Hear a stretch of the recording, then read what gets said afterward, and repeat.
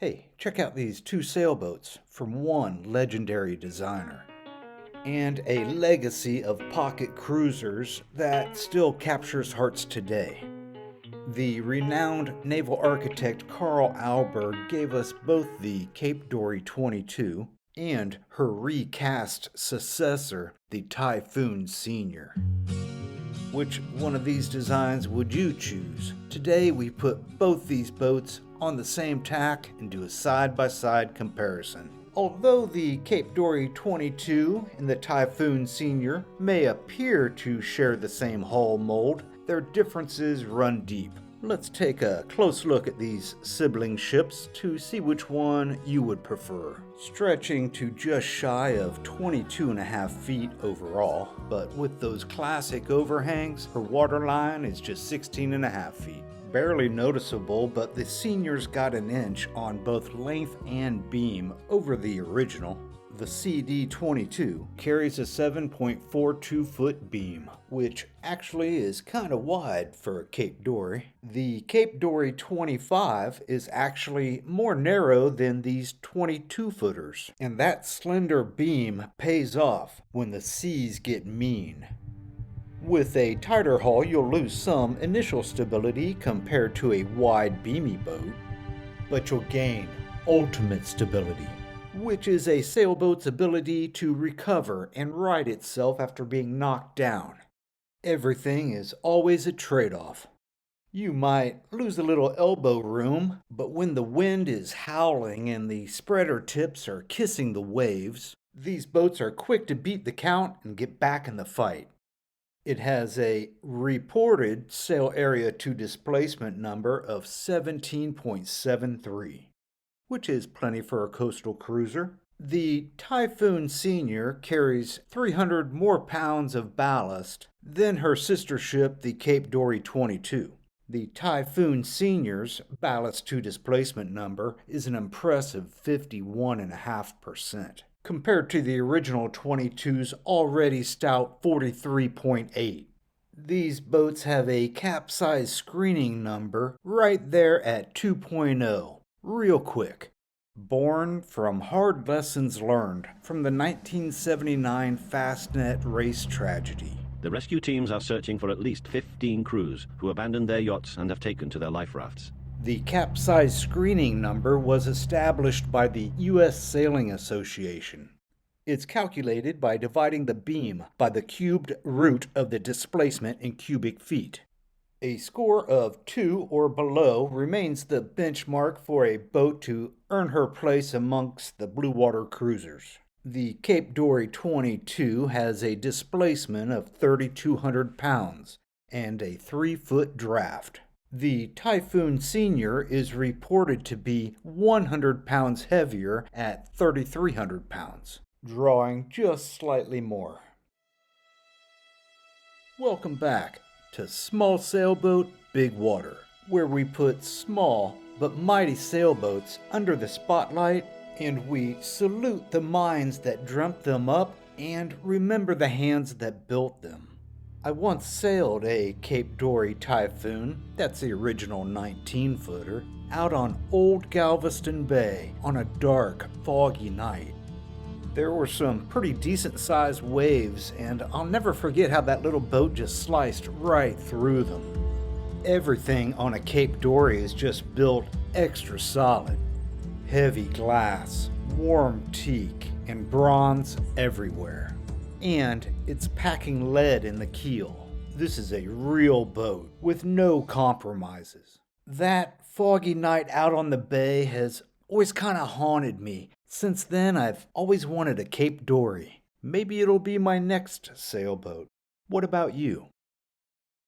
The Cape Dory 22s are fairly easy to find. I see them ranging from $5,000 to $20,000.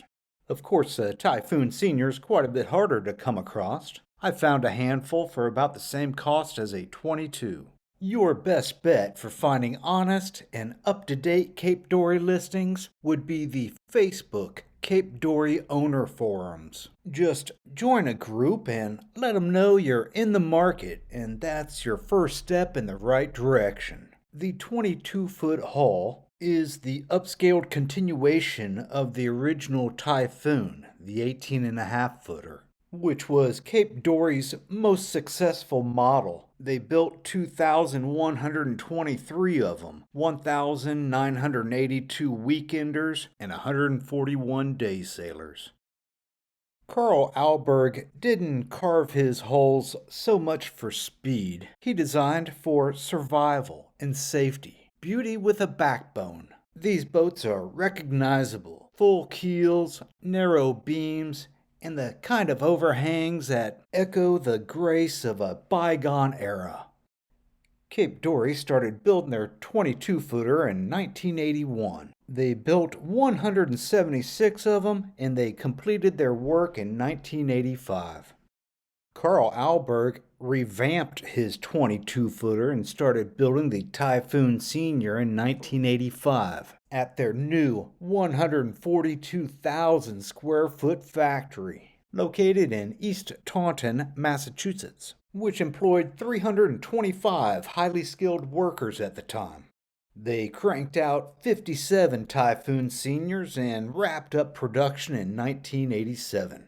The easiest way to tell these two boats apart is that the Cape Dory 22 has larger oval opening ports, while the Senior has smaller circular port lights. An unusual reversal of the typical trend of putting larger port lights in newer boats. With the Typhoon Senior, designer Carl Alberg made sure to add more punch while keeping the boat's poise. Let's get to the numbers. The metric system hasn't made it to the United States yet. I think it might be stuck in customs. Until it's cleared, I'll be giving you all the dimensions in both imperial and metric, shown somewhere on the screen. Every Cape Dory is built extremely heavy throughout the boat. The CD-22 displaces 3,200 pounds. The heavier Senior is 3,300 pounds. While the Ty Senior is only 100 pounds heavier, it carries 300 pounds more ballast. That's 1,700 pounds instead of 14. It was decided to reduce weight in other places, specifically the cabin. We'll get into that. The designer stripped out any extra cabin weight and reinvested it in lead, 300 pounds of extra ballast. The Cape Dory 22 is a masthead sloop with a reported 240 square feet of sail area. The sportier Senior has a fractional rig.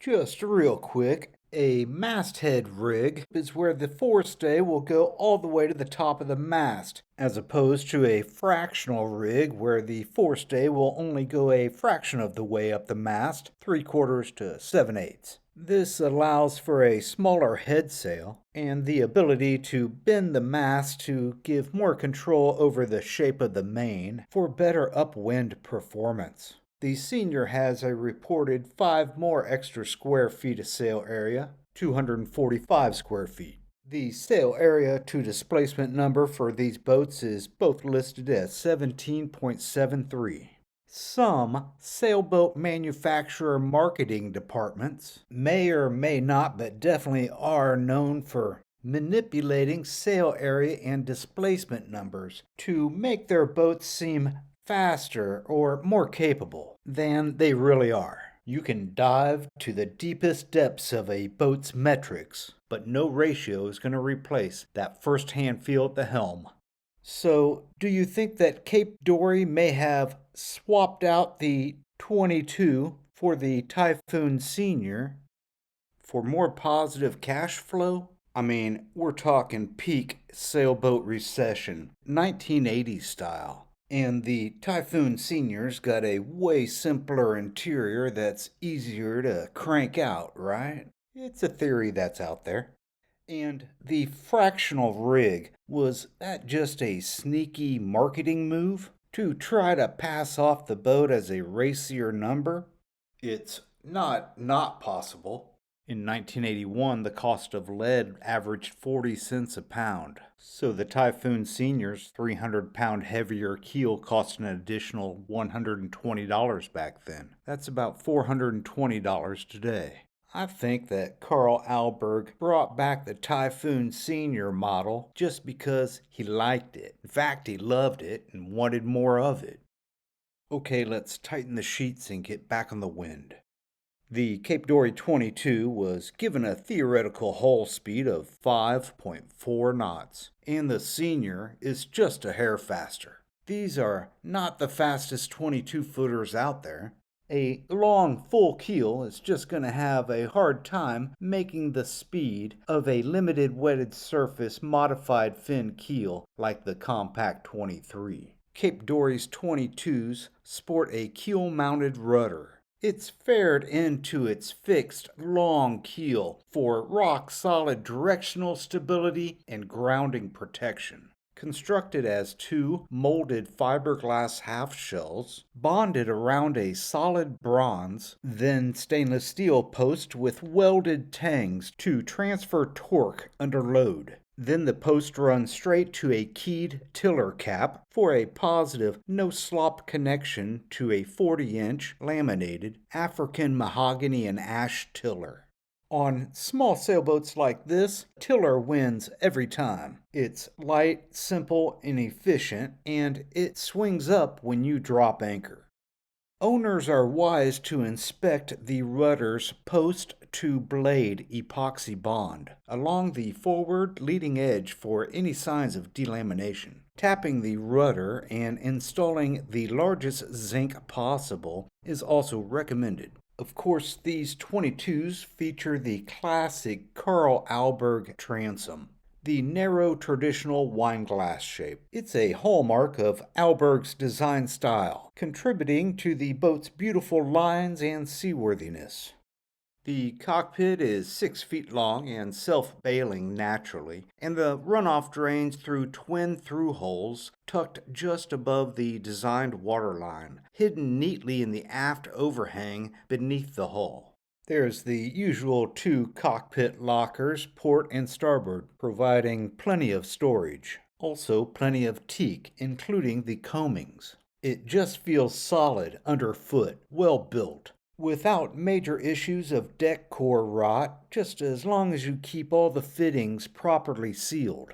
What distinguishes the Typhoon Senior most from the Cape Dory 22 is easily accessible right here in the cockpit. It's the outboard motor in a well. There were 3 auxiliary propulsion options for these 22-footers. With the original Cape Dory 22, you could have the outboard hung on a bracket off the transom, but in a rare number you could get the Cape 22 with an inboard diesel called the Cape Dory 22D, fitted with a 6.5 horsepower Yanmar. I believe they made around 30 of these.